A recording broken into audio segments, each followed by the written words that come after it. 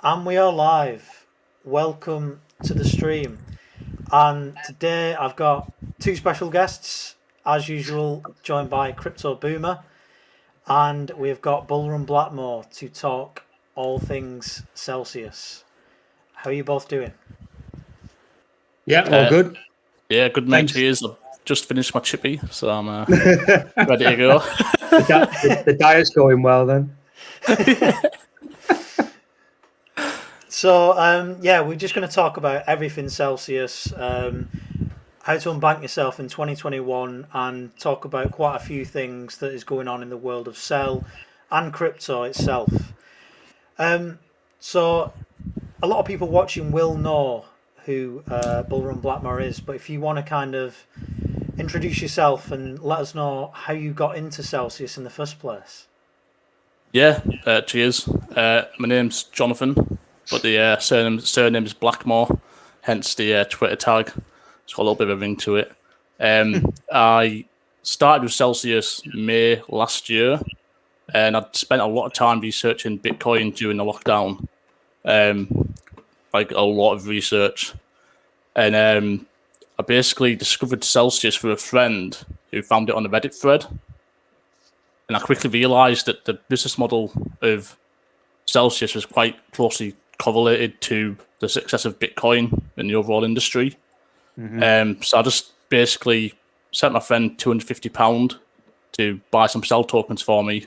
And then obviously once you've got a little bit of skin in the game, that's when you really start to do more research.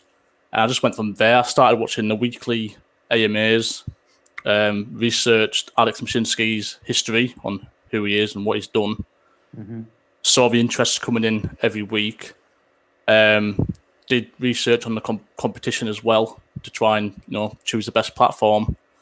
And yeah, I've settled on Celsius and never looked back. And I kind of get that mentality where I'm 30 years old now. I want to start building for the future. What's the easiest and most effective way to do it? Yeah. It's obviously Bitcoin and Cells, like banking on the blockchain. So it only took me 3 weeks to decide I had to get a loan from the bank and get some Cell tokens. What did you tell them the money was going towards? I just pressed other and I didn't have to specify. I know some people that have put money into crypto using bank loans, and the bank have wrote to them and really? said that they're going to. Yeah. Well, they can write to me and they'll get told to do one. I was like, no bother, I'll pay it off tomorrow. So the guy behind Celsius, has he put a lot of his own money into it as well? Alex. Yeah. No, so it was the ICO, which was the main funding source. Okay. But what he did do was he dropped a $2 million a year job to start Celsius, basically, and took on the risk of no income to start with. Right. This is from scratch. And he just, you can see the future. He created VoIP, Voice over Internet Protocol, which is why we can do what we're doing now. Wow. And he took on the telecom firms, which kind of similar to what he's doing now by trying to take on the banks. But there was no guarantee that it would succeed. And they opened up shop right at the start of the bear market as well.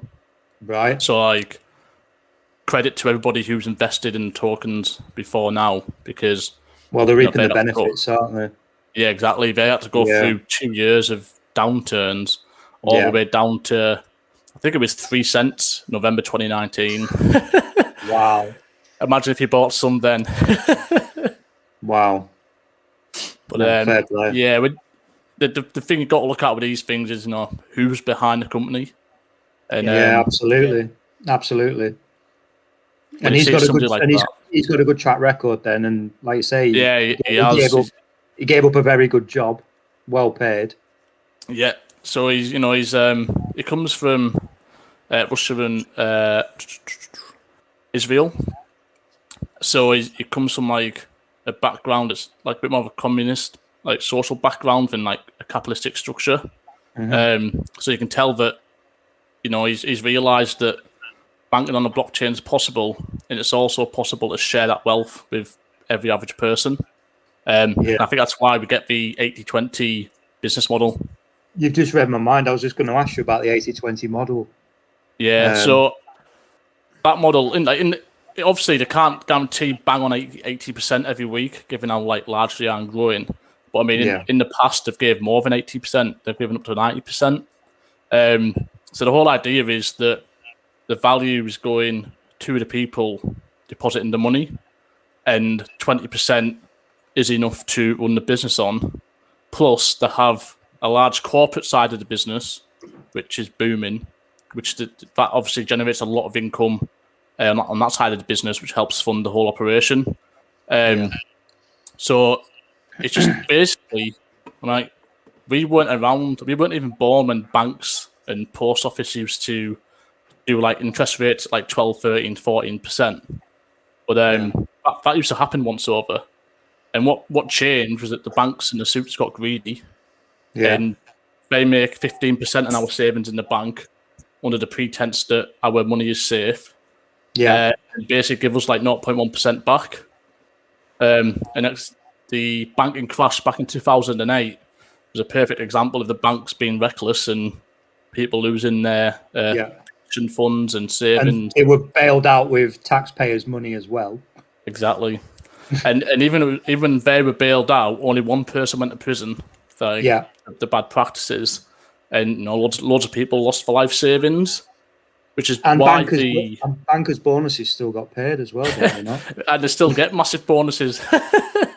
Exactly. Their whole business model is just to line their own pockets. And the shareholders, that's just for structure of it.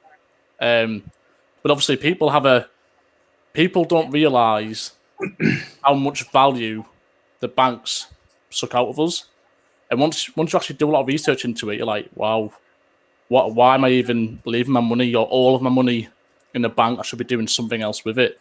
And playing devil's advocate, the one thing the bank does have though is you are covered if anything happened to your money, somebody, if the bank was hacked, your money disappeared, you are covered for your money, aren't you? Yeah. So the benefit they've got there, banks get hacked and money gets stolen all the time.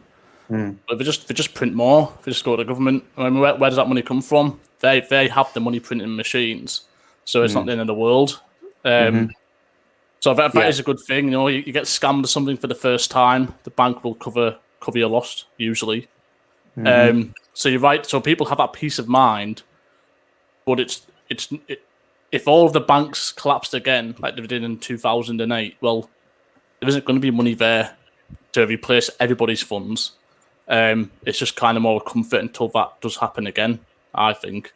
And with the way they operate have you watched The Big Short, the movie, The Big Short? No. Right.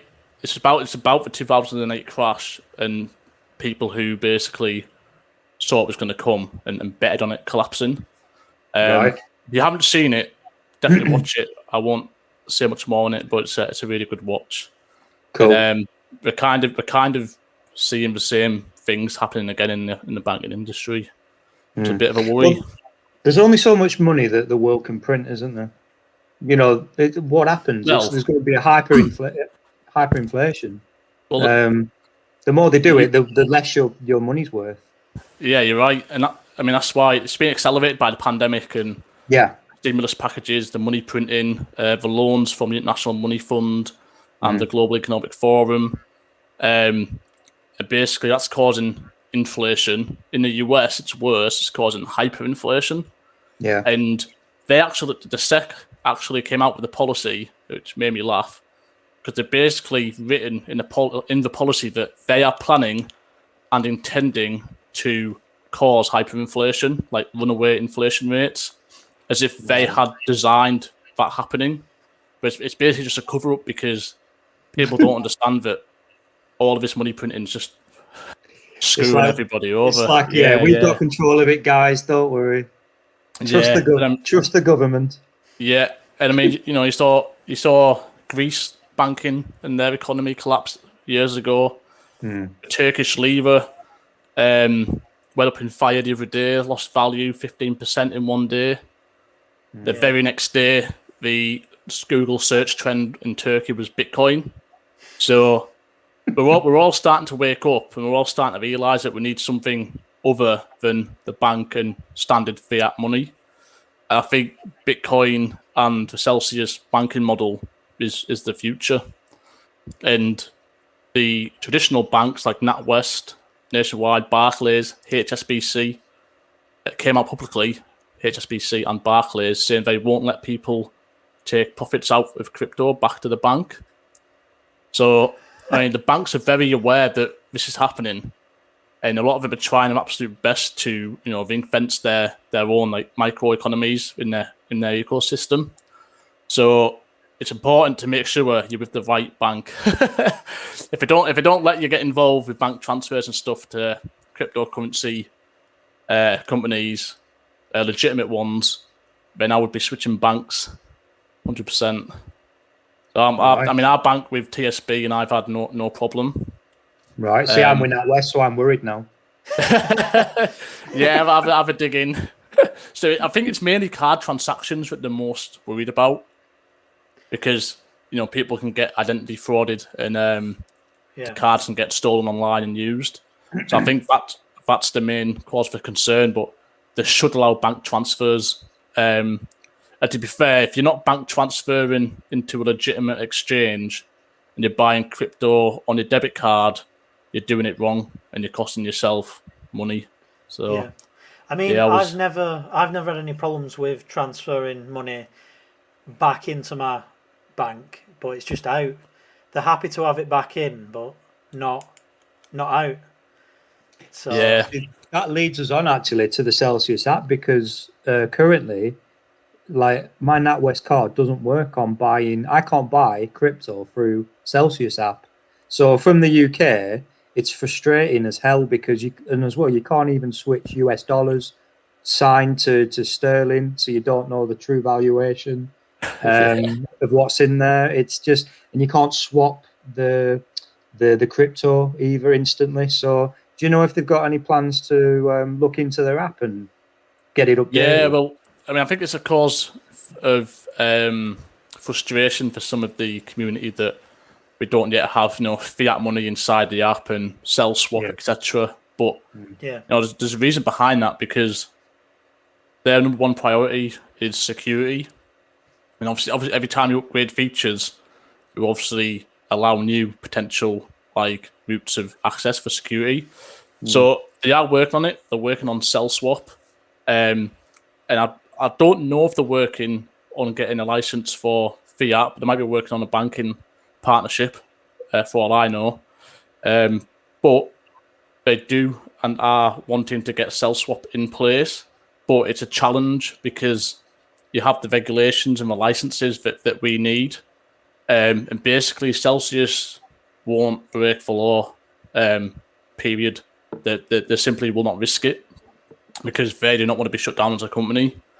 Where a lot of competitors from different parts of the world, they're basically playing with the rules and they aren't following them to the letter. So it's a good thing. And as the markets have matured and evolved, Celsius did not originally set out to be a easy to access exchange with all of these features. It's set out to be the absolute best at providing safe, sustainable, secure interest weekly as a saver and a lending platform, and saving customers money on gas fees, etc. So in terms of what they set out to do, you can't say they haven't done it perfectly. They've never been hacked out of all, like, pretty much probably one of the only companies in the space which haven't been hacked yet. They've got military grade employees who work for the Israel military, who they've been protecting the country from cyber threats, military grade level. And they're working on Celsius. Yeah, exactly. So they've got a top security team. The employees I've spoken to inside it have confirmed that even the internal processes are completely secure. Like, you can tell from the way they work. and I think the hoops have to jump through to get things done. That security is the number one priority. So I do think these features, the sell swap, fiat, will all come in time. We have been told sell swap will come this year. Yeah. And I think as a community, and I'm sure as a business, they know with accelerated mass adoption, the average person wants to be able to just open one app and close it, it's safe, and open it back up. Yeah. I think I've got about 12 plus apps, maybe more. Yeah. Do you want to talk about the exchange listings? Yeah. Sell is now going on to. So Bitfinex, I think, is actually launching today. Yeah. Yeah. So that's the fourth largest exchange in the world. And I believe it's owned by Tether, which have a partnership with Celsius, which is a pretty strong one. And in the last round, they bought shares, I believe, in the company, and they also bought a large amount of Cell tokens for long-term investment. And they obviously got cleared with the court case in the US last month, I think. So it's kind of like full steam ahead, got the green light. They are now a legitimate stablecoin and company to work with. So nothing to worry about there. That's good for the liquidity. We also released on Bitfinex last week. And before that, we listed on ftx.com. It's quite a good listing on FTX because they've got a similar mindset to what Alex has got in terms of trying to save people like money just for little bits. So a lot of transfers on FTX going out of it are free. Apart from the Ethereum blockchain because of the insane gas fees, but when the gas fees were lower, they were covering all gas fees basically. So that's a pretty good exchange, and that's at the moment where most of the liquidity is on FTX. But I'm interested to see how the Bitfinex exchange plays out over the next couple of months. And hopefully that'll become a sought after coin. But what I have noticed, it's one of the complaints with the liquidity being low. Sorry, the trading volume being low. If you look at all of the hodler tokens, so like Nexo's Neo token, the Cell token, all these type of tokens generally have lower volumes because the incentive isn't to do regular trading. The incentive is to hold the token for its tokenomics long term. Whereas a lot of people just view that as safe and boring, won't they? Well, yeah, exactly. But Alex and the team say it all the time. This is a marathon, not a sprint. Like this business is all about sustainability, security, making that people's life savings and retirement funds, etc., aren't at risk. So Celsius will still be here in 2030. That's my firm belief. But do I think all of the competition will be here in 2030? Possibly not. Or they're going to go through a lot more pain than Celsius are to achieve that. Is that part of the reason why like the token is like the value of it has been it's just gone sideways for 3 months? Yeah, I think for a lot of new people to the market, what we've been seeing the last 3 months, basically from January to now, almost every single token's had its turn at going parabolic. Yeah. Now, if you look at Aave, look at Cardano, look at SNX, look at Matic, if you look at the most recent high, they've all pretty much corrected by 30%. So Cardano 150 high, I think 30%. Back down to about 80, 85, Yeah, round about $1, that's 40%. That's normal. Aave got up above 500, it's back at about 350. That's normal. And so what we've had is the frustration because people have been buying the Cell token throughout the pump and correction and then consolidation. But if they bought it before that, well, then they would have got their parabolic move. It just so happened that when Bitcoin went flying, Cell went flying as one of the first alts with it. And then when it reached its peak on the 7th of January, obviously it went pop. All of the larger ICO holders who've been holding since 30 cents and less and now sat on like multi-millions of dollars worth of capital. And so they're naturally going to diversify and take some profits. And that's what we've been seeing. And then, like I said, if you look at the rest of the market, right, you see sell go like this, pop. Next day later, you can find another token that's done the exact same thing and another token. So it's just impatience because you could have bought any token in it to go up. But if you're buying the token on a correction in a consolidation phase, it's not going to go up until it makes its next move. And I think that's what people don't understand. When you find a really good project with solid fundamentals on the token itself, solid which fundamentals. I think this is, Yeah, exactly. You know it's going to go up again. So whenever something really good is sitting doing nothing, you should be buying it. That's my opinion anyway. So I've been topping up on a little bit of Aave because Cardano flew. I took some profits and I saw that Aave corrected down to $350, $400. Yeah. So I put my profits in there. It hasn't taken off yet. In fact, it's gone down 10%. Look, I don't care. I'm not crying. Yeah. So I've made that investment for like 9 months from now or 5 years from now.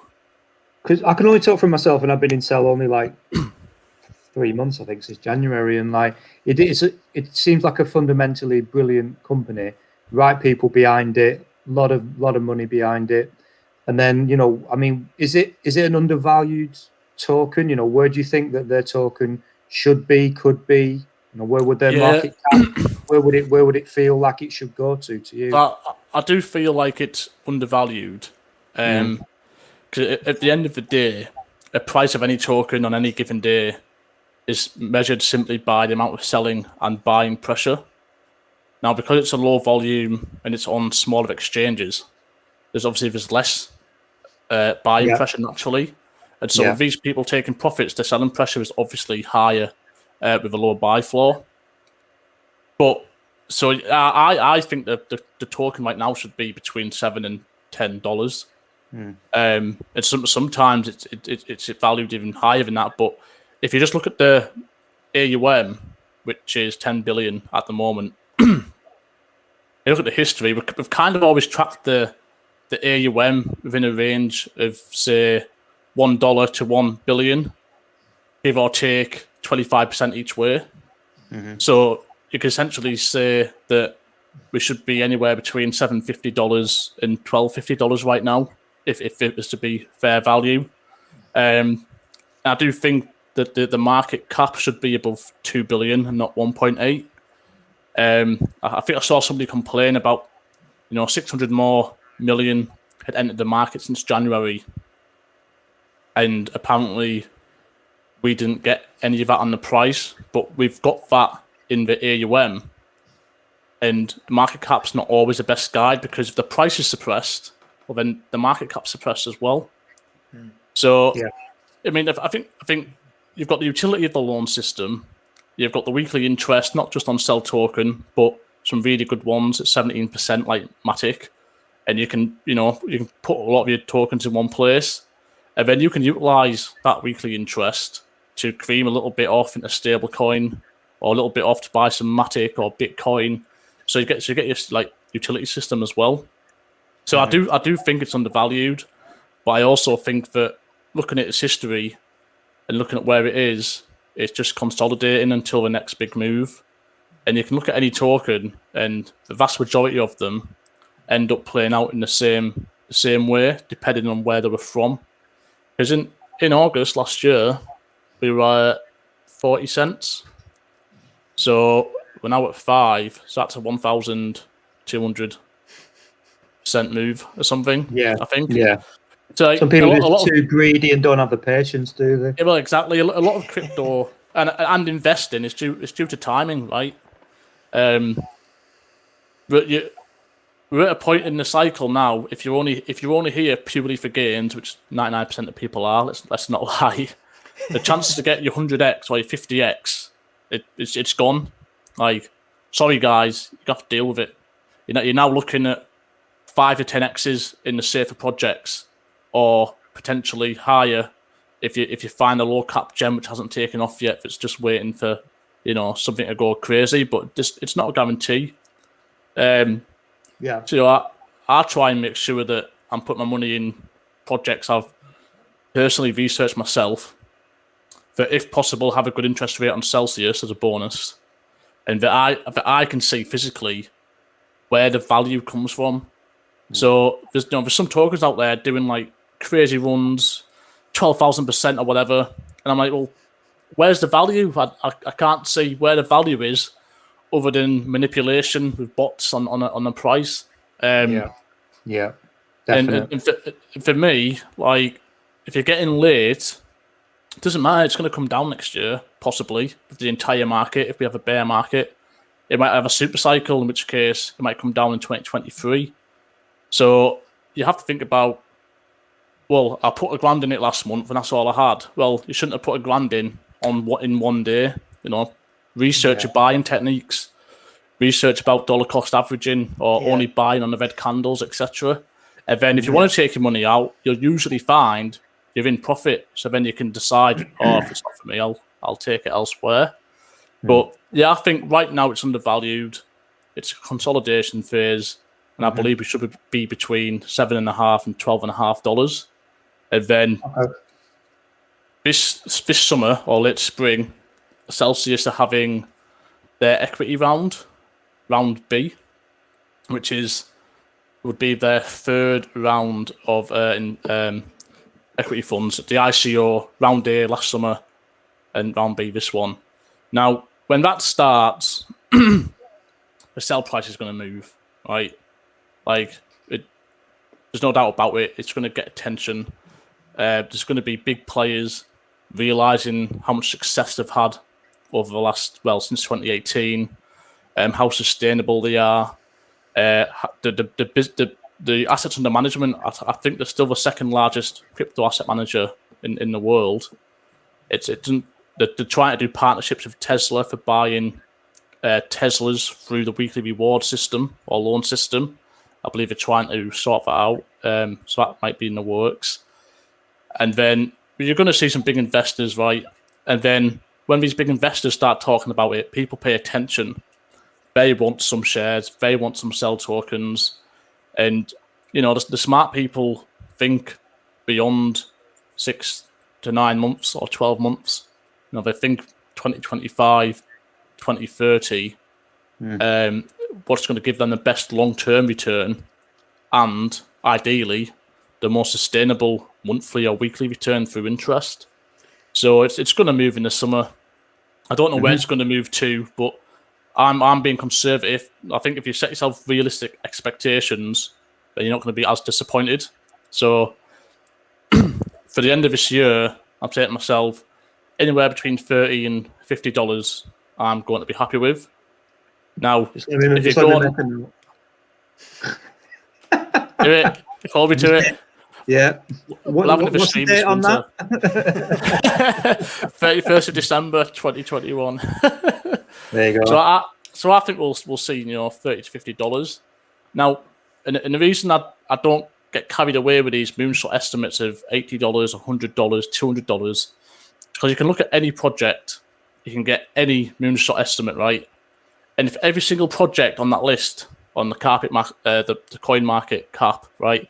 If you took every single project, Cardano, DOT, Matic, Ethereum, Celsius, Theta, whatever, and you applied the actual moonshots that people think are realistic to the entire list, you'll end up with like a 20 trillion industry market cap. So that's not going to happen. They might all take turns at hitting these moonshots, like we've seen this month, where they all go crazy and come back down. That might happen.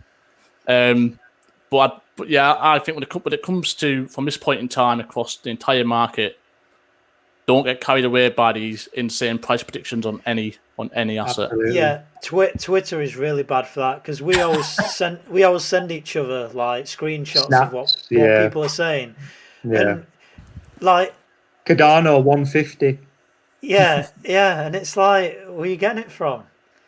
People, I think this is like a proper newbie thing, but when people get into crypto and they look at the list on CoinMarketCap or CoinGecko, and they see something like XRP at like 20-30 cents. I don't know what it is now because I don't really follow it, but they see it at like 20-30 cents and like, oh my god, look how high Bitcoin is. If I buy this now, and you have people on Twitter that actually say, remember Bitcoin was 20 cents like not 9-10 years ago, and it's like it's not going to happen. Like they don't understand the relation in how it works. It's and but people That's a buy show in into it. itself.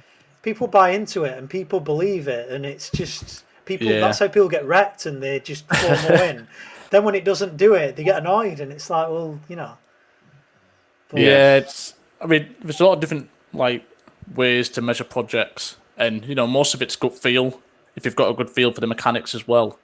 But yeah, most people, new people this year, the top 2 questions I think I've had from people: do you think XRP is good? Do you think Doge is good? What? Yeah, And like, I'm it's all because in like on you said, Doge. yeah, if they don't have a clue, they just see Elon Musk tweeting. Elon's tweeted about it, so it's going to the moon. how do Yeah, you I'd love to see it, but how do you find when you're trying to talk to friends or family about crypto or Celsius? I mean, I'd say, apart from ones that are already into it, I'd say 90%. There's this thing with, I think you'll understand this with being like from the UK.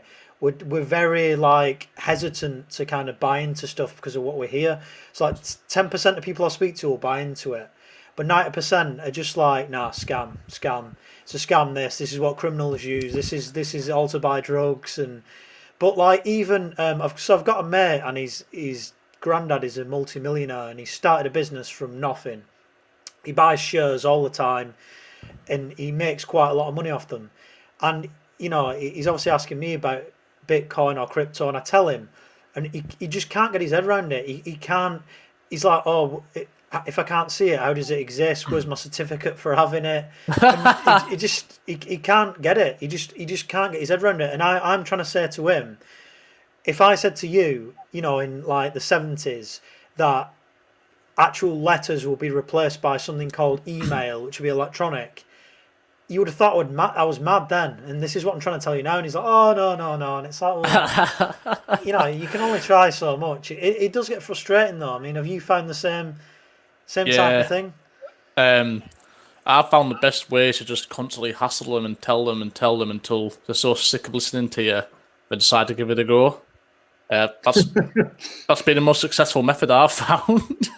It is frustrating because I had 2 mates, and they were talking about they had some shares in Rolls Royce or something else, and they were like, oh god, look at it today, it's gone up 5% today, and I've made like 12% this year, and I'm thinking, Jesus, this is like 2 hours in crypto.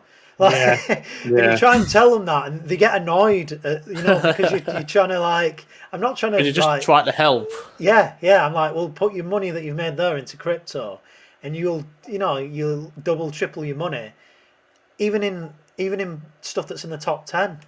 You don't have to, go in these daft, shit coins. You can make money by decent things, but they just, they won't have it. And I know for a fact that when Bitcoin gets to like 100k mark, that's when it'll be on, BBC News, and that's when you'll start getting the messages and what's that Bitcoin you were talking about 6 months ago? What when it was 20k? That's when people will buy in. Yeah, you're right. I think Sky News mentioned Bitcoin back in December, but I think when it went past its all-time high, that was when people started paying attention to it too. But you just got to remember who were the people peddling the FUD, the Bitcoin, the banks, the world's elite, the rich. Who are the people who feel threatened by decentralized currency? The banks, the governments, the elites, the hedge funds.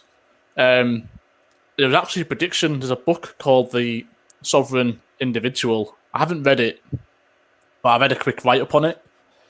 And basically these 2 guys, I think one of them used to be an MP,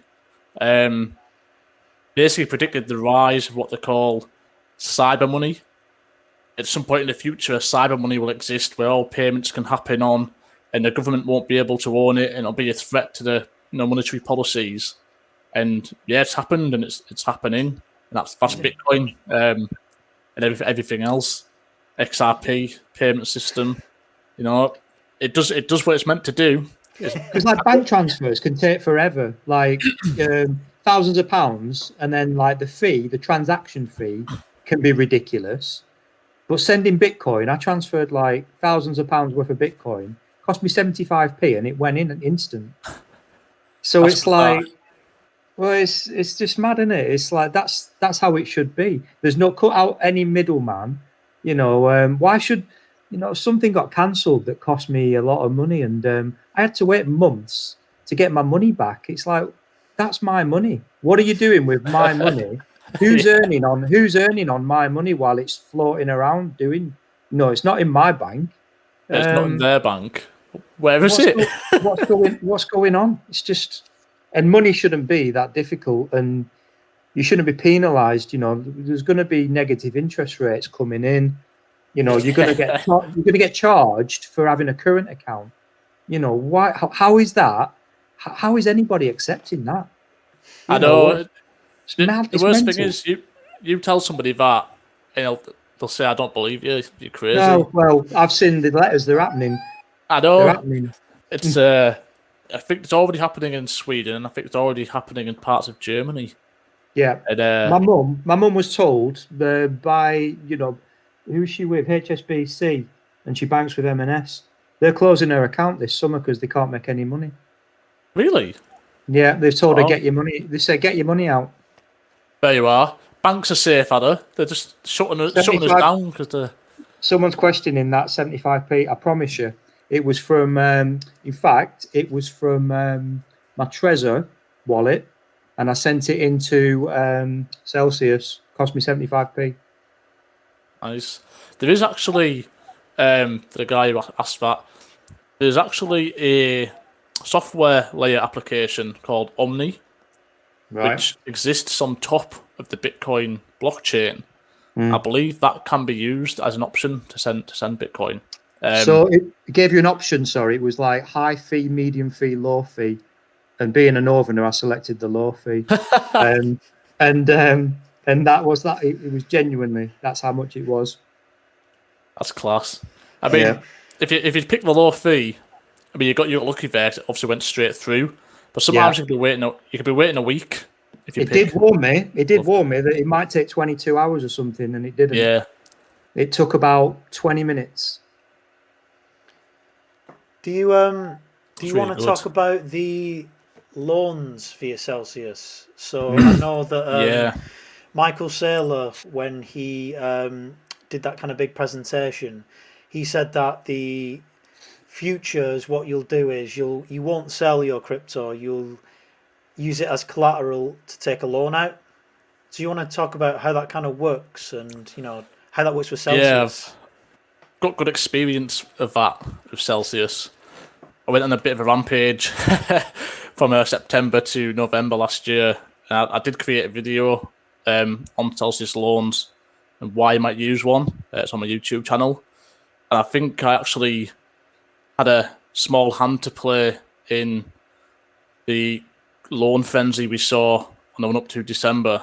And Celsius actually decided to stop releasing sell tokens on reverse margin calls, because on one of my videos and tweets I said, look, if you believe sell's going to be higher in 6 months' time, take a loan and buy more sell. And I think obviously the order book of sell became a bit over leveraged. So I think they tried to stop that. But the loan system itself is brilliant, but there is a risk to it, which I'll talk about at the end. Essentially, we can now, because the cryptocurrencies are not actually currencies. They are digital assets. So like a stock or a share, but they're not actually a stock or share, but they're a digital asset, which means it exists on the blockchain. And so in the traditional markets, you can actually use your stocks and shares to take loans, which is why people can short companies, etc. Now, the idea is you take a loan with an agreement that you're not selling your assets because you're using them as collateral. So then you get a loan tax-free. You don't have to sell your assets. And the traditional market is rigged, essentially, to always go up with inflation and money printing. So if they take a loan, buy more assets of something else, when it goes up by 10%, they would sell 90% of their assets, pay the loan back, a little bit of capital gains, and then they would keep the profits for themselves. Essentially, that's how all the rich people traditionally make money, and they just snowball this mechanism. So Celsius have applied that to digital assets. So now we can play the same games that the rich and the elite used to play. Mm-hmm. So the idea is, if I tested this with a $1,000 loan, so I locked up $4,000 worth of collateral, and I got $1,000 USDC, which is back in September. So I went and bought Cell tokens, I think about 36 cents, and then 3 weeks later, Cell was trading at 55 cents. So what I did was I just sold 2/3 of my pot that I'd bought for $1,000, right, and paid the loan off. And I was left with 1,000 tokens after paying the loan off. And so it's basically, it's called having leverage, but without doing a leverage trade. You can't really get liquidated unless you've not, like, if you've been stupid and you've locked up your whole wallet balance, then you could potentially get liquidated if there's a drop in the market. Yeah. But so obviously I took a safe value to try it out. And I was like, shit, I've just made 1,000 Cell tokens. The collateral that I locked up over a 6-month period would have only made me 330 Cell tokens of interest when I did the maths. So you basically but you don't have to do that by buy and sell. You can take the loans to diversify and buy anything. So obviously that's another utility system of the Cell token or the platform, because you can take a loan against your Bitcoin or your Cell token. I was just about to ask this. So Michael Saylor, who says that is the future of what Bitcoin will be, so you'll take loans out against your Bitcoin. That's exactly what Celsius are offering. Yeah. So what is Michael Saylor not like championing Celsius? Because isn't this like... So on one of his videos I watched, all of the wording and stuff sounded like he is now very aware of Celsius without actually saying they are. And I'm sure BlockFi probably try to get onto him as well. But I think he's very aware of the Celsius platform, the BlockFi platform, the Nexo, the others. Yeah. So the only risk here for that future scenario, which is happening now, is legislation in each state and each country. So not every state in America, for example, can take a Celsius loan due to their state laws. And we could take them in the UK, but it might be treated as a taxable event. So it's not the loan that you receive that's a taxable event, but it's when you hand over the collateral. There's no official ruling yet on whether it will be treated as a taxable event, because it's a sale and repurchase agreement. So we sell our collateral to Celsius at a set price. Yeah. And when we come back to pay the loan off, we essentially buy back the collateral at the same price. But it's gone up in value. Yeah, exactly. It's gone up. That's the hope, isn't it? Yeah. And you get it back at the same value. Well, even if the price goes down and you pay your loan off, you still get your collateral back at the same price you paid for it. That's the agreement. But the risk here is, if HMRC decide to, they can say, well, when you sold your Bitcoin to Celsius, that's liable for a capital gains event or taxable event. So there's no official ruling on that yet. So that is the risk. So that's something you should keep in mind, that you're going to utilize the loan system. You need to consider that you might be triggering a taxable event. So I would only kind of play with small amounts until we find out how HMRC are going to treat it. I mean, I've ended up locking up like $150,000 worth of collateral, so I'm balls deep. So I've took on okay. that large risk, accepting that. Well, I think I'll make more money to offset that risk for myself. So have you got to lock that up for a certain time period? It's locked up for the period of the loan, so there's no limit to how long you can have the loan because it's actually in Celsius's best interest. The longer you have that loan locked up, they hypothecate the collateral to obviously generate revenue. So they use the collateral to provide loans. And so that's one revenue stream of how they hypothecate. So it's in their best interest for the community to take loans because it has a balancing effect on how much interest they have to pay, and how much money they can make. Can you pay it back early? You can. So you can also close it at any point in time too. So, and I believe you can possibly even say, well, can I pay half of it off, please, and then only have this much left for, say, 6 months. So they're really flexible. What's the customer service like for getting hold of? Bad at the moment. I won't lie. They have been improving, but I think they've had exponential growth and they run quite a lean business, which is they don't waste money. They're not alone. They're not alone there. I don't think. No, they're definitely not. And I think when you look at other platforms, you also see the same kind of issues. It was bad. I did wait 3 months to get my referral activated on one of my friends' accounts because it just didn't land, didn't activate. So they have had a lot of issues. They are upscaling, but to be honest, I expect most, if not all, successful cryptocurrency businesses in this part of the business to have poor service for like the next 9 months because it's just taken off so much, hasn't it? Yeah, the rate of growth is just you've got a network effect for if you've got 5 people into Celsius or any platform, and then each one of those 5 people got 2 each, then all of those people got 2 each. What we're seeing is just the network effect just like slowly sweep across the globe essentially. Well, this happened for me just getting into exchanges. I mean, an exchange would normally take, Offer Crypto said to me, an exchange, when you open it, it'll only take an hour or two. Took 3 days because everybody just seemed at the beginning of the year to be downloading these crypto exchanges, and verification was just taking forever. I've had that problem. That's why I'm glad to sell tokens on FTX.com. They're a bit quicker to do, but for some reason, like I think I've got about 30 referees, maybe a bit more. But everybody I recommended to go on Liquid Pro. It took them like 6, 7, 8 weeks to get verified.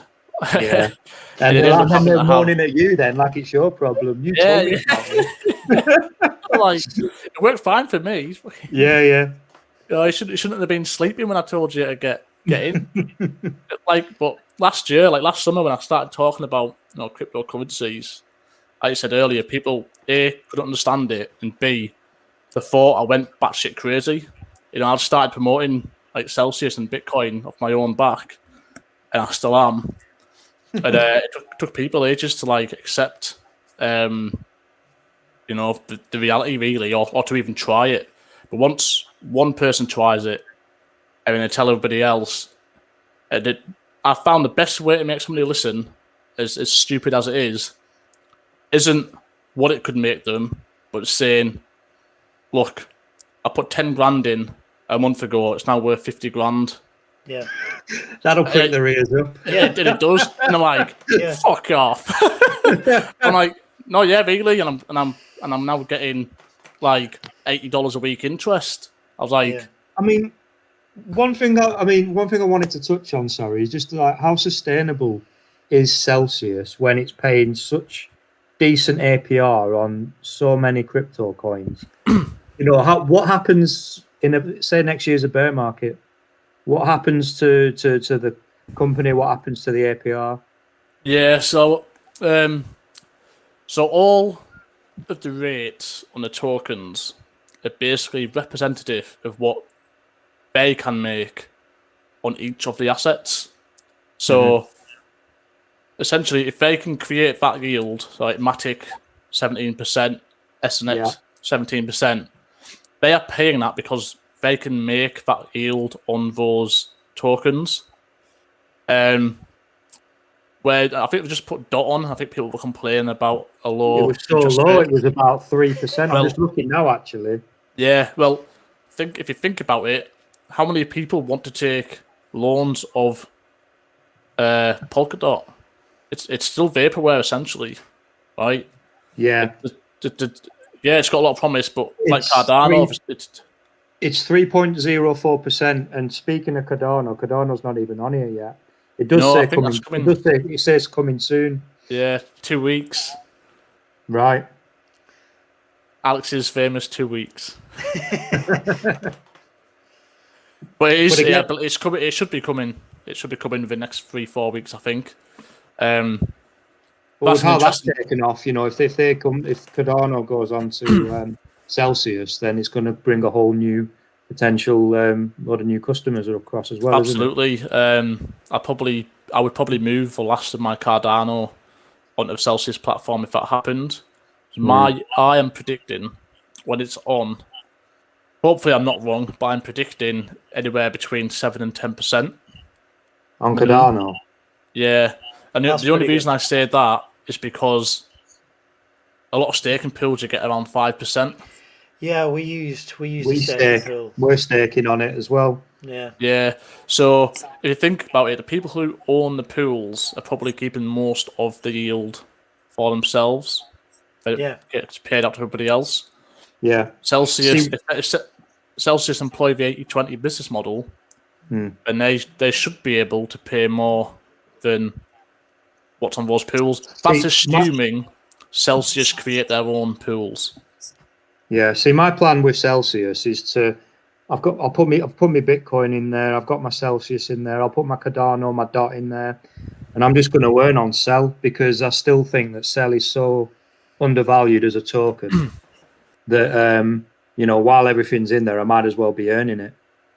Yeah, for me, whilst it's doing nothing, there's Yeah. a time to be earning it, and it also depends what your mindset is. Some people just want to earn in kind, which is fine. I want to earn in Cell because of the future potential of Cell, but Yeah. also if people aren't really bothered about the token counts to have on their assets, well, it's actually more valuable in dollar terms as well. You get paid a higher dollar rate. But then, if you want to Earning use on that Cell. interest to go buy something, well, if you're getting 3-4% more in dollar terms, you can then cream off little bits of your interest and go buy something. You technically have more money to buy with. So there's a lot of good options there. There's one thing the app changed, was that you earn Cell automatic now, don't you? Whereas before you had to opt into it. Yeah, I It's think a clever way of doing it, I think. it That. is. I don't know if I agree with it, but Okay. just because Sort of tricking people into it, like. yeah, a little bit. I mean, it doesn't matter. I think it's good because a lot of people are naive. They don't realise or they haven't researched about the token. So after 1 week's worth of interest, like, oh, I'm getting Cell, and then you might be like, okay, yeah, I'm getting more than what I would get in this one. But the only reason I don't really agree with it is because if you're new and you deposit some Bitcoin for the first time, and then your first week payment is in Cell, it's say $1. When are you going to get that $1 out? Yeah. I mean, they'll cover the gas fee, but you can't really sell $1 worth of anything on exchanges. So how do you see the price of Cell increasing affecting the rate? Because I know that so for example, the in-kind reward rate for Celsius is 4.86% for us. yeah, Originally, I think it was just over 5, was it? yeah, I think it was 5.12. How do you see this kind of being affected? Say if it does get to the price range you were expecting, is this just gonna? Is it gonna dip? I think it depends. I think from where we were 9 months ago, the cost of the Cell token's gone up quite a lot. So the interest buybacks are also more costly. So you have to wait for the loan system and everything else in the markets, to catch up a little bit in terms of the balancing effect. But they've talked about creating an ability to create yield on the Celsius treasury. So if they could do that, they've got quite a lot. I don't know, maybe let's say 200 million cell tokens or more locked away in treasury. But they can now utilize that as collateral to lend, say, USDT on to then generate yield on. So once they test it, and if they're successful with that mechanism, then it becomes much more sustainable, and then you get the positive feedback loop. And they said it's a company in the top 10 which they are partnering with or going to use to achieve this. So I think it'll be Tether. That makes sense to me, that if they use their treasury as collateral with Tether then supply the USDT freshly minted, essentially, which means the USDT is then covered by collateral. Then they'll go make 15% on that, and then that will be used to fund the Cell token percentage increase. So people do believe there's a possible rate increase incoming on the token itself as well. But if there isn't, I don't really think it matters for the benefits it gives you and the potential upside. The fact that Celsius will be able to create more money off their own treasury means they're going to be awash with cash if they do it successfully. And instead of testing it with 50 million now, which means they're trying to make sure that they can do it successfully. They're not stupid, so I'm sure it will be a success. Who rivals Celsius in this market? So there's a lot of different platforms that do a lot of different things and have different business models. In terms of the people who want high interest rates, that's a good question. We'll answer that next. Obviously, BlockFi and Celsius are kind of like the two staple businesses in the market. And you've got Nexo, which I don't really worry about too much, and I think they're quite shady for a lot of research I've come across, but I won't go into detail on that. But they obviously have their own token, so they're the main three. Okay. And then you've got Crypto.com, Swissborg, those kind of ones that have a one-stop shop. But they have different models whereby you have to, Voyager as well, whereby they have to lock up tokens, for a period of time to get the best interest rates. Yeah. But I don't agree with lockups because you can't react to market movements. No, for Celsius, it's a key point that you don't have to lock up. Yeah, and then the other thing is, because Celsius are the only business deploying the 80-20 business model, these newer companies, how are they funding their rates? Now, most people just chase rates, just like people chase pumps. That's fine. But what you have to, where is that money coming from? Because a lot of these high rates aren't always sustainable. They're designed to get people in the door. And obviously, once they're in the door, they then try and do things to retain you. Which leads us on to BlockFi, doesn't it? It does. And just before we do BlockFi, the Voyager token, everyone's like, Voyager's going to go to the moon, it's going to do this, do that, it's better than Cell. Well, it's part of a completely different business model. It's part of an exchange model, not a saving model. Celsius is about interest rates, Voyager isn't. And Voyager make a lot of their money through interest rates through Celsius. Celsius will always have better rates. And if you look at the price of the Voyager token, it's just done exactly the same as what Cell did. Got to $7. Now it's capitulated down to $4. So nothing to worry about, if it's part of the game, this is how the markets move. So why you should use Celsius instead of BlockFi. So I like this one. I've never had a problem with BlockFi per se, but the problem I have had with them is that the amount of money they have raised as a business, they have just flushed it out onto promoters and influencers to basically spend loads of money on marketing. And I think they've spent something like 10 times more than Celsius have on marketing alone for roughly the same user base and the same assets under management. So how are they affording their interest rates? Well, they can't afford them. It's not sustainable. All of the money they raise is ploughed into being able to afford these interest rates. Right. And so they don't have a sustainable business model. And that's actually backed up by the FUD, which came out a week or two ago, BlockFi.com or ditchblockfi.com. It talks about the grayscale business model. Now, I remember seeing something about this a few months ago. And I was like, oh, that's interesting. So basically, their business model was heavily reliant, not all of it, but a fair chunk of it, was heavily reliant on lending their Bitcoin to Grayscale and getting GBTC back for the Bitcoin. And then they've essentially been dumping the GBTC on the retail market for the people who buy shares. And what's happened now, the premium's gone down from 40% to minus 10%. So that business model now means all of the trades they've got locked in to get the GBTC and dump on the retail market now means they're trading at a loss. So they can no longer, right as of this moment in time, They can't do the high yields anymore. The interest. Yeah, Yeah. they cannot sustain it. I watched a video on it today in more detail. So that business model is really hurting them right now. So it's unsustainable. That's one. And the second one is to back up that sustainability. BlockFi have had the ICO and 4 investment rounds, raising something like $800 million for the business to function.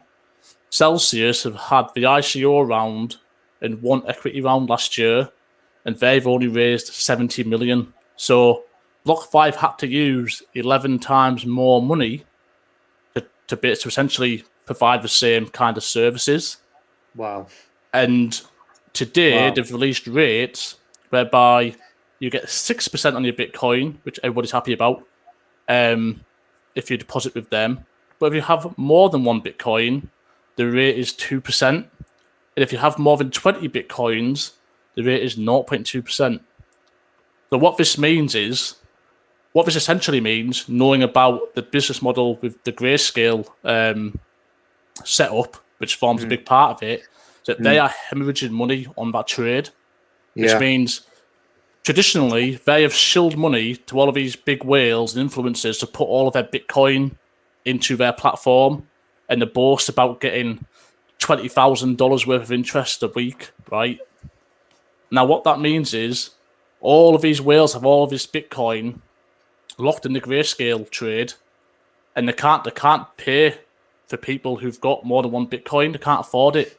So what they're trying to do, this is just my opinion, by the way, for my thought like logic train, is they're now trying to get new users in by advertising 6% for their Bitcoin, so that new users provide for new Bitcoin, so they can then try and think of a different business model to cover the cost of all of that other Bitcoin that they're currently losing money on.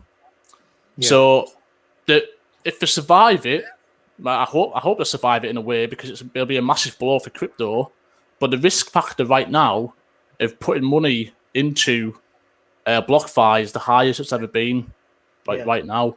So like, if you're going to do that, have a little think about, well, should I be chasing the 6% instead of 4% with Celsius or another platform?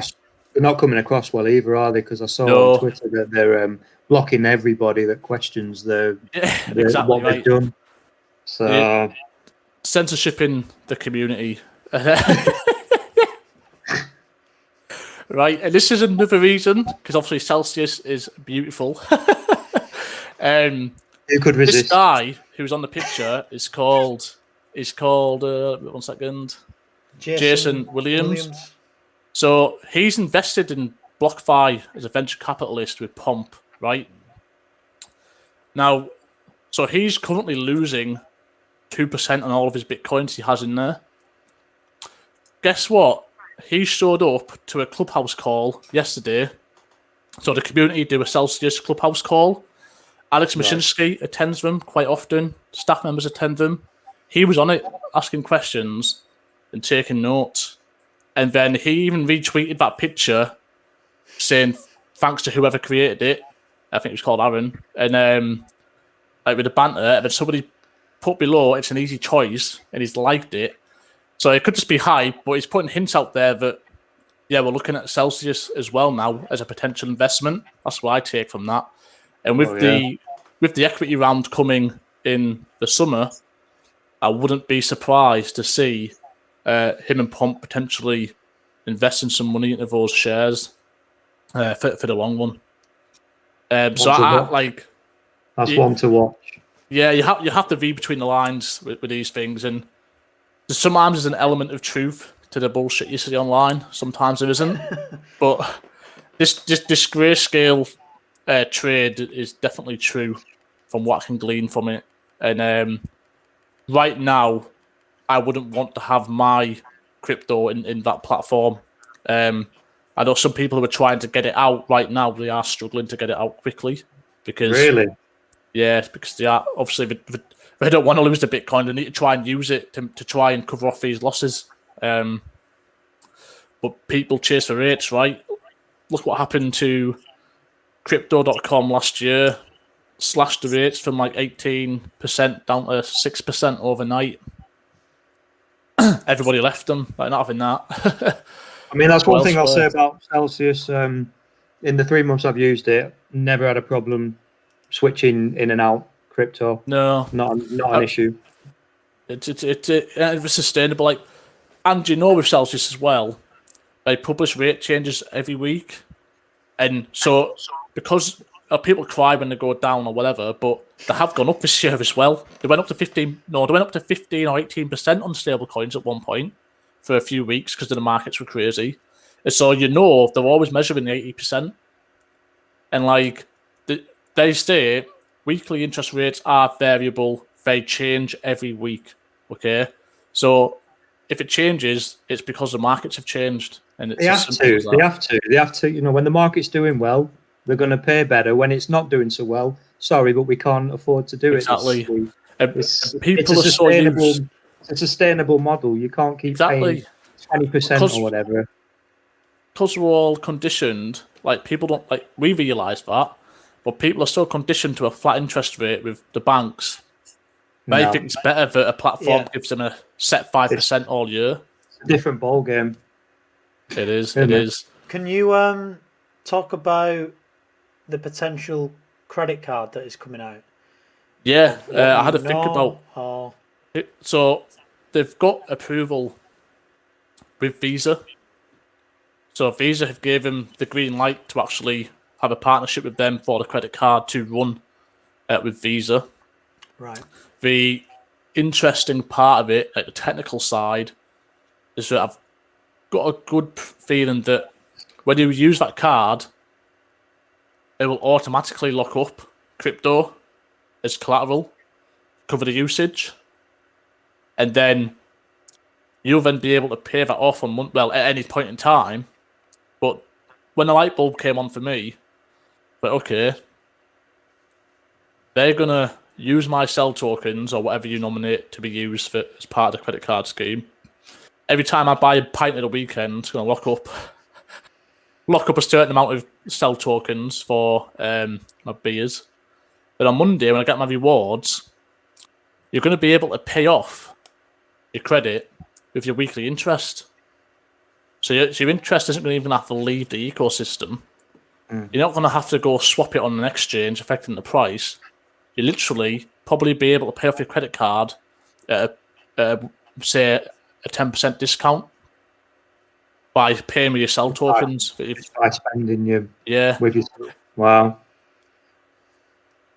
The cheapest way to acquire some cell. Yeah, I need to do a new video on the cheapest method. If you're from the UK, the best method is to get some USDT on Binance and then send that from there to FTX.com on the Tron blockchain. So the Tron blockchain fees are the cheapest, and there's a wallet in FTX for that.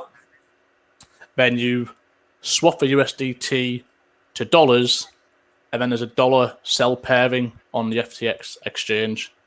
There is KYC on Binance and on FTX. The reason you use Binance, because the bank transfer doesn't take very long. It's like half an hour or less, the money's there. But the bank transfer on FTX can take 12 to 24 hours. So it's just quicker to put it on Binance, send it across the Tron blockchain, takes minutes, and then do your trade on FTX. One thing to add to that as well, I used Sell Pay Swap on the Telegram app. If you there's trusted people on there that will sell you their sell. I did that through not PayPal. Or was it PayPal? What's the other one? I think it was PayPal actually. I think some of them use different methods to that, depending on who was selling. I found one person on there who was brilliant. You know, they just said, right, what's it trading at? How much sell do you want? Worked out dollars back to GBP, and then he just went through, no issue. So nice. Yeah, no, it's decent. Yeah, I think they've made that group a bit more public. So you got to be careful. But there's not people trying to impersonate. That's the only risk. Definitely, but, yeah. I mean, there's a lot of good community members who would rather sell direct to people than dump on the exchanges, essentially. Yeah. And it gives everybody else a better deal for avoiding gas fees. I saw someone as well say that Celsius wasn't available in the US. Is that right? That is right. So XRP are in the court case because they're being considered a security. Celsius have followed the law, and they can't remember what the document's called, but they've basically submitted the correct documents and stuff to the SEC to inform them of their sales back in 2017. Obviously, nothing has come of it, but because there's a risk that they might consider it a security, it's not definite, but there's a risk that, based on what it is, could be considered a security. They're not willing to risk selling it in the States. I've told you earlier, they're not prepared to risk their business model. That's why, essentially. The only reason Voyager got around that risk is because they actually bought tokens, like some shit project that had gone dead, and rebranded the tokens as their own. Which, for some reason, even though it's now theirs, it gets around whatever the law is in the US. Right. So you are right. Another example of that is Theta. So Theta is also a security in the US, and people can't buy it, which is why you've got stuff like Uniswap. Yeah. But if you are from the US, I would consider checking out QuickSwap, which exists on the Matic blockchain. I believe the fees doing the trades cheaper, like the gas fee, because it's on the Matic chain. So that's something to consider. Cool. Bruno, I think he missed what you said before. Price. I wrote it down here. It was between 30 and 50 end of the year. Yeah. So we discussed if you took every single moonshot for every single project, the market cap of cryptocurrency would be like 20 trillion. So I like to keep myself conservative and realistic for myself, which is why I've gone to $30 to $50. The other people can predict 80, 112, and 200, but that's not my guess. So I want to keep myself grounded. Anything above that, be happy with. Do you think with that estimation of $30 to $50 that it will be what, top 40, top 30? Does it matter, or what are your kind of thoughts? I think we're going to finish off in the top 25 tokens. Yeah. I do think we'll finish at least in the top 25. I think the top 10 is a very difficult place to enter, and if you look at it, everything kind of has its turn in the top 10. Yeah, it does. So like Chainlink has dropped out of it. We touched on it before. Sorry about accessibility to the token. And I think it's difficult to get hold of. So It is. pushing it up so much is, like Binance just seems to dominate the top 10. Well, I think Binance have more liquidity than the next four busiest exchanges after them. Like, yeah, but I can't see Cell getting listed on Binance personally. It'd be I wouldn't. awesome if it did. I don't know because we've both been aware of these groups that are on Telegram. Where there's like a million. I can't. There's 1.2 million people in the group, and Well, they tell you to pump and dump Yeah, there's certain organised coins, pump and dump. and it's amazing. You just see it, and it says right 5 p.m. this time, everyone buy this Go to this coin, coin. and then yeah, then we actually checked, and you see it on Coin Market Cap, and it's like this has gone up like yeah. 200%. So this is what people don't understand. Like, when you look at the way, because everybody takes the profits from Bitcoin and Ethereum, etc., then they stick all of those profits into pump and dumps. Yeah, And you can see, if you look on Binance, almost every single token gets just a parabolic move for absolutely no reason. yeah, yeah, Yeah, So, like, never chase the pump, because you'll get fucking hurt yeah. if you're in too late. Absolutely. Got to be careful with that. Got to be careful. I mean, a project manager at work put £40 in chilies, right? Said one with the footballers, Yeah, yeah. fan The base and that. NFT, yeah, we covered that, yeah. yeah. And he said, "Oh," I went, "Mate, I think the chilies are on fire." It's like, yeah, mate, they are. It's like $740 from 40 in like 2 days. And obviously, Wow. he had no reason why it was pumping, No, but it was probably because Yeah. of that. I hope he Yeah. cashed out. He did, yeah, he did. He took it all the way back to his bank account. But Good, good.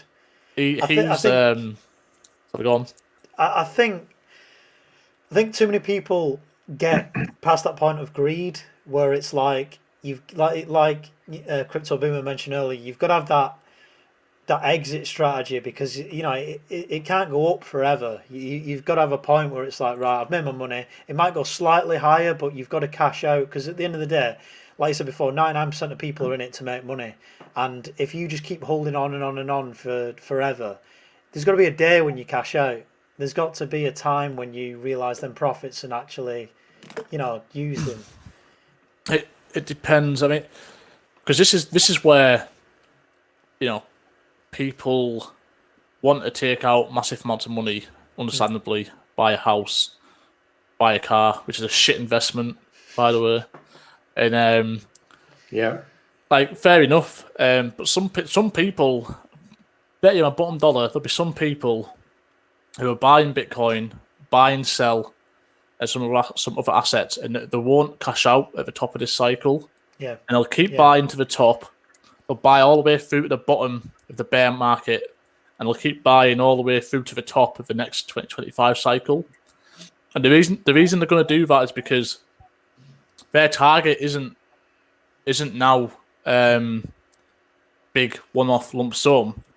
It's having the ability to be making $5,000 a week in interest in the future. yeah, So Yeah. the game's kind of changed. I've seen this actually. People posting every Monday what their sell rewards are. I mean, some of Yeah. them you can literally pay the mortgage every month. Exactly. It's mental. Every Monday you could earn hundreds or thousands of dollars, pounds, and yeah, what a way to live that would be. I know. Amazing. And it is, and with the adoption of hedge funds and all the rest of it now in countries and banks, we will see a bear market, yes. But will the bear market be as savage and as low as the previous one? Possibly Probably not. So you've got to think, right? My first buy of sell was 250 quid at 11.5 pence. It's now, I don't know, what, £3.50? So if that's gone up by 10, 20, say 30 times, when I first bought that at £250, I was getting 5%, which is £12.50, right? Because the value of that buy's gone up fucking 30x. I'm still earning 5% on that same amount of tokens. So now I'm getting 300 There, 12 times 10 under 20. Yeah. So now I'm getting 300 or whatever On your original investment. pounds a year on that original investment of 250. So that's like, have you had the light bulb moment whereby the appreciating assets for the next 10 years? If you buy something, if your original buy is earning 5%, and the value of that buy in 10 years' time is 50 times larger than that 5%. That 5% is much more valuable. Yeah. If that becomes 50, That's why you 250%. Don't buy a car with your profits, because all that does is devalue. Exactly. Just accumulate the interest and then take a loan against it or take some profits into stable coins. But the trick I was thinking of to myself, if you're going to stay in full-time work and you can't achieve full financial freedom this cycle, cash out a nice amount into stable coins. Yeah. And then you could take a loan if you wanted to, against your stable coins. So there's no risk at all of getting liquidated. Do you reckon the rates will be favourable in a bear market?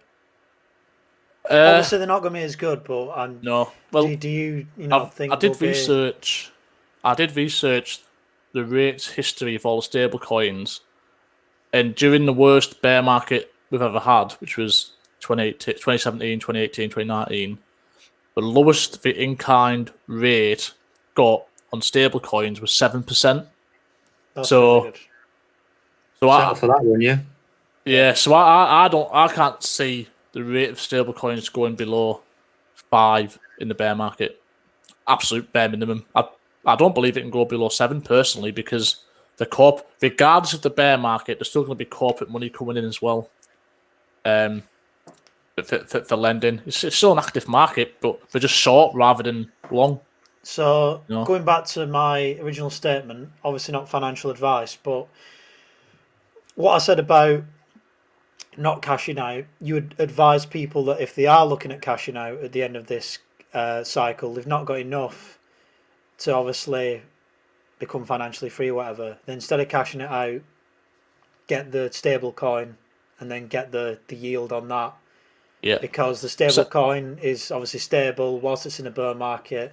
Keep it in there, get a loan or yield, and then when it comes back to the bull market again, get back in and try and do the next cycle, basically. And for anybody who starts crypto later this year, like October, December, I mean, I wouldn't be risking putting money in at that point in time. My plan would be for new people, just get stable coins. Yeah, treat it as a saver. And just build up your stablecoin reserve every single month, every time you get paid. Yeah. And then when the market takes a massive downturn, just take 10% of it, buy some Bitcoin or sell or whatever, put it in. You've now got another asset earning interest. The next month, if the market's down again, because obviously it's going to keep going down in the bear market.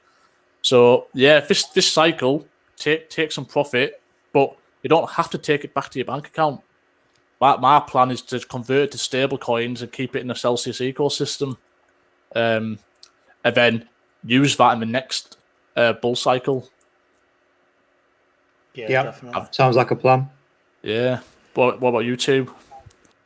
I think something similar. It depends on what it would get to, how crazy it gets. No one's obviously going to get out at the very top, are they? No. It's knowing roughly where it is and then doing, obviously depending on how much I've got, maybe cash out some cash, but also I think you've definitely got to keep some in, because like you say, I've got a long-term kind of goal.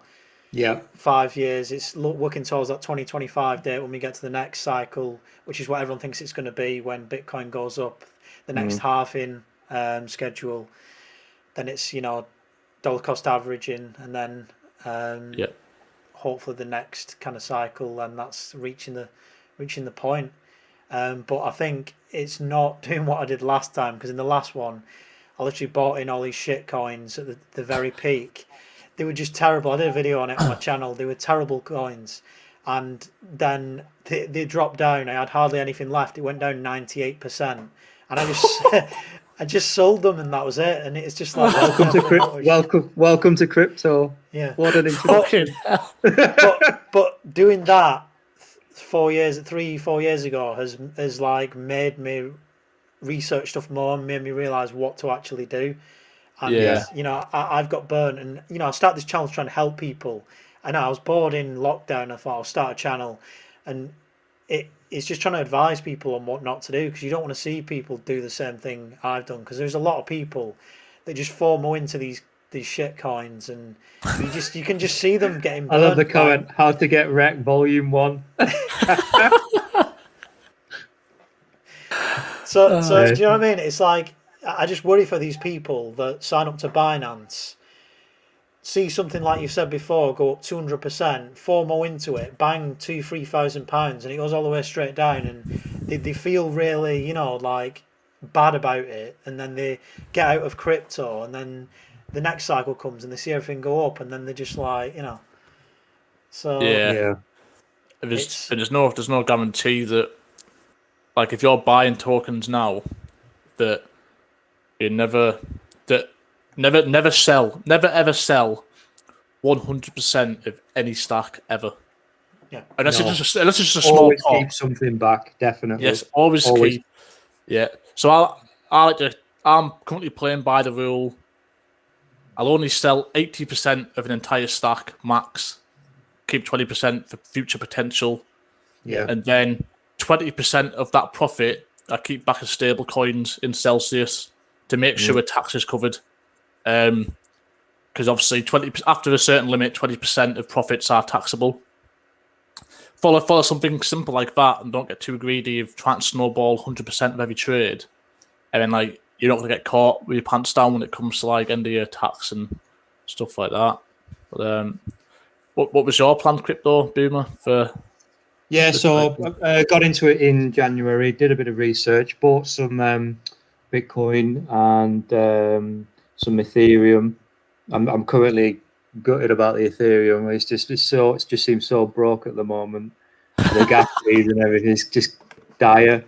And then yes, sell a few others. I think it's tough as well because you can get carried away with having too many tokens, and you can be Yeah. in too many, can't you? I've tried to keep it to like 6 or 7, Yeah, with just 2 or 3 solid ones, and then have a little gamble in a few others.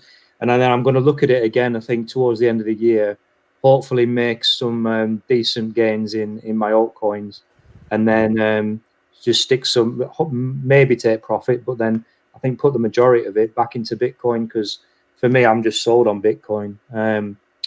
And Bitcoin I'll be holding for the long term, at least 5 years, maybe more.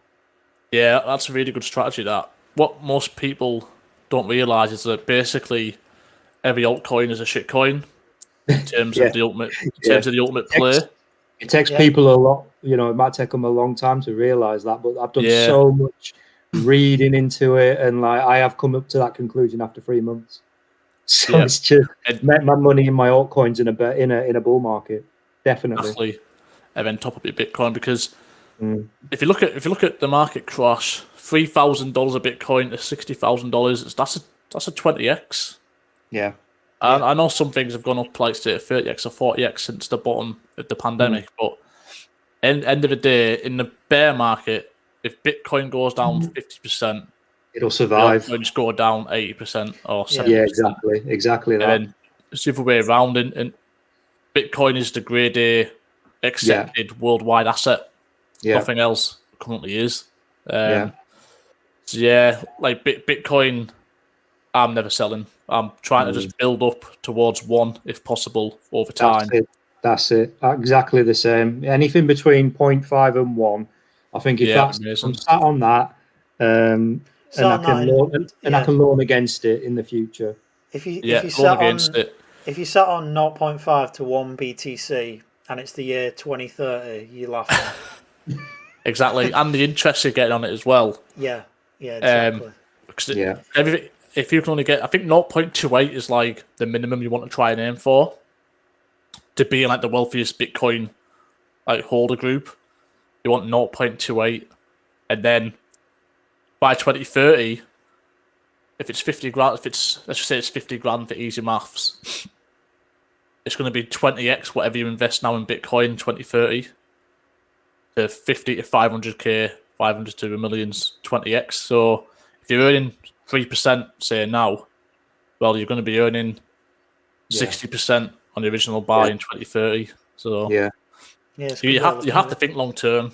It's Yeah. so hard. So it's Absolutely. so hard because when Yeah. you see things going off 40% in a week, oh my god, I need to cash out. I've been so good with it. I literally the temptation to move Bitcoin has been there, you know, but I'm not touching it. I do not want to touch it.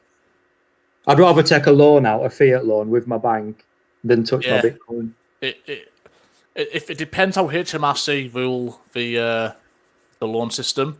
Just Somebody on just put about I know capital quite a gains. bit That's a good point. on so you're right, 12,300 capital gains tax free. Now, on the income side, you can only make £1,000 tax free of miscellaneous income, and then after that £1,000, it's then considered income. So, if you're out of work, it then gets applied as your income through the normal tax brackets. So the first 12,500 of the income interest would be tax free if you're not working. If you're earning 15 grand a year, you would get your first grand of income tax free. So I'd take it at 16. But everything after that would be taxable at whatever the tax bracket is at that point, 20%. And then if you're earning above a certain threshold, it would be 40% on your interest income. And something to think about. I will do a video on tax to help get people's heads around it. The income you receive on any interest platform or staking platform in forms of a token, whether it be stablecoin, Bitcoin, Cell, whatever, it's considered income at the value you receive it on that day, regardless if it's crypto. So it's not capital gains.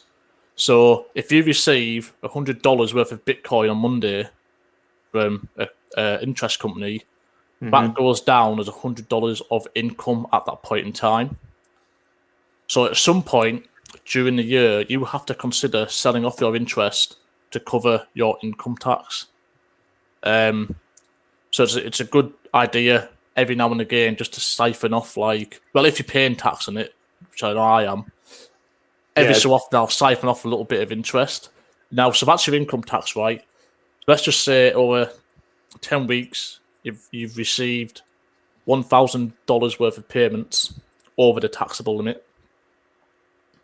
So that's income, which is taxed at, say, 20%, because you're only earning 20 grand. But you've got it paid as Bitcoin. Now, if the value of that Bitcoin goes up by the time you sell it, you're then liable for capital gains tax on the profit.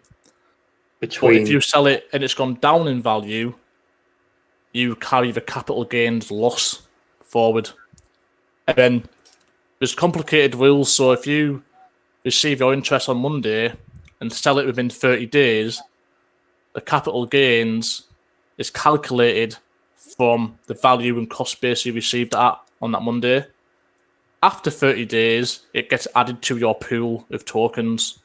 So a lot of people, when they buy Bitcoin or whatever, they track individually how much they've paid and how much they've bought. But if you do another one the week after and the week after, every time 30 days goes up, they all get merged into a pool of an average cost per token. So it's not like you're selling an individual trade that you bought a year ago.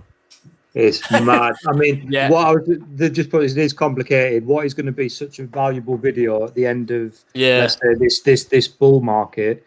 Everyone's made their money. Everyone's made their profit. Right now, what do I do with this? How do I get it out? How do I turn it back into fiat? What do I, it's going to be a valuable video. That is. It is, and it's something you have to consider, not just at the end, but ahead of time, because, like for instance, if you get something early and you're earning interest on it, there's a good chance you'll be earning more than £100,000 over the year. Well, not this Yeah. tax year; it's just gone, but possibly the next one.